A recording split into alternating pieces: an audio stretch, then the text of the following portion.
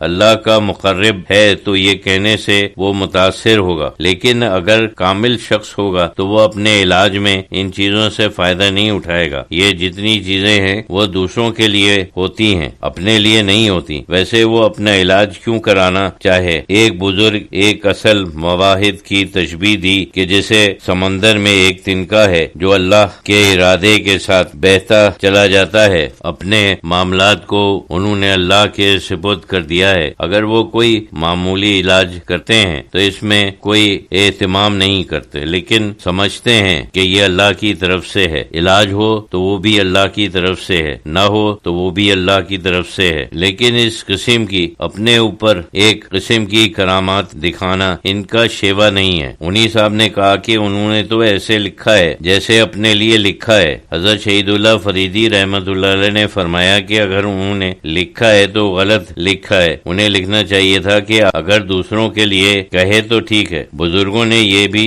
فرمایا ہے کہ اگر اللہ کا ارادہ یہ ہے کہ کوئی ٹھیک ہو جائے تو ہماری زبان سے یہ لفظ نکلتا ہے، اگر اللہ کا ارادہ نہیں ہے تو ہماری زبان ہی سے نہیں نکلتا۔ سب چیز اللہ تعالی کے ارادے سے ہوتی ہے۔ جیسے کہتے ہیں کہ جب کوئی دعا قبول ہونے والی ہوتی ہے تو ہاتھ اٹھتے ہیں، ورنہ ہاتھ ہی نہیں اٹھتے۔ ان کے دل میں یہ خیال نہیں آتا کہ ہم دعا کریں۔ اللہ تعالیٰ کو ان چیزوں کا پاس ہے جو بہت زیادہ مقبول ہیں، ان کی دعا رد نہیں کرتا، لیکن وہ اس وقت دعا کرتے ہیں جب انہیں معلوم ہو جائے یا کچھ احساس ہو جائے کہ یہ دعا قبول ہونے والی ہے۔ جب انہیں یہ احساس ہوتا ہے کہ یہ چیز قبول ہونے والی نہیں ہے اور اللہ نہیں چاہتا کہ اس کے لیے دعا کی جائے تو وہ نہیں کرتے۔ اس میں بھی توحید ہے۔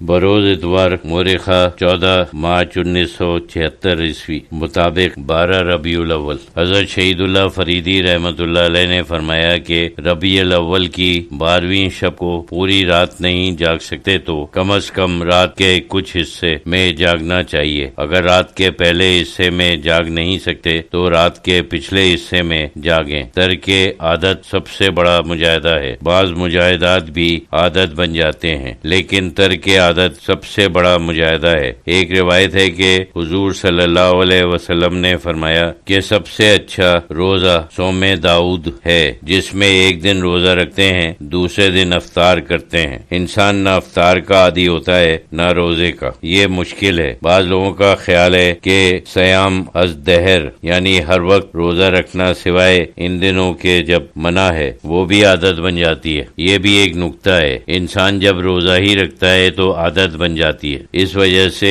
یہ سب سے افضل روزہ ہے۔ اس میں روزے کی عادت نہیں بنتی، یعنی ایک دن چھوڑو ایک دن روزہ رکھو، یہ مشکل ہے۔ رمضان کی حکمت بھی یہی ہے کہ ترک عادت یعنی کوئی خاص مجاہدہ اس طرح سے نہیں ہے کہ انسان کچھ چھوڑتا نہیں ہے، جتنا اس کا جی چاہے کھا سکتا ہے۔ فی الجملہ لوگ تقریباً اتنا ہی کھاتے ہیں جتنا وہ عام دنوں میں کھاتے ہیں، لیکن اس کے اندر عادت کا ترک ہے، ایک پابندی ہے۔ اس طرح کی عادت میں اللہ تعالیٰ اتنا بڑا ثواب دیتا ہے۔ شاید اس کی اور بھی وجوہات ہیں، یہ تو نہیں ہے کہ یہی وجہ ہے۔ انسان کا نفس امارہ وہ نفس ہے، اسے برائی اور تنگ آسانی کی طرف لے جاتا ہے، یعنی زیادہ کھانا، زیادہ سونا، زیادہ آرام، زیادہ آسائش حاصل کرنا مذہب کی ایک بڑی اصل ہے۔ نفس کو کمزور کریں، اسے اپنے حدود کے اندر رکھیں، یہ کوئی آسان کام نہیں ہے، اس میں بڑی قوت ہے۔ ہماری پوری زندگی کا دار و مدار اس کے اوپر ہے، اس وجہ سے اللہ نے اس کے اندر بڑی قوت رکھی ہے، لیکن انسان کا کمال یہ ہے کہ اس بڑی قوت کو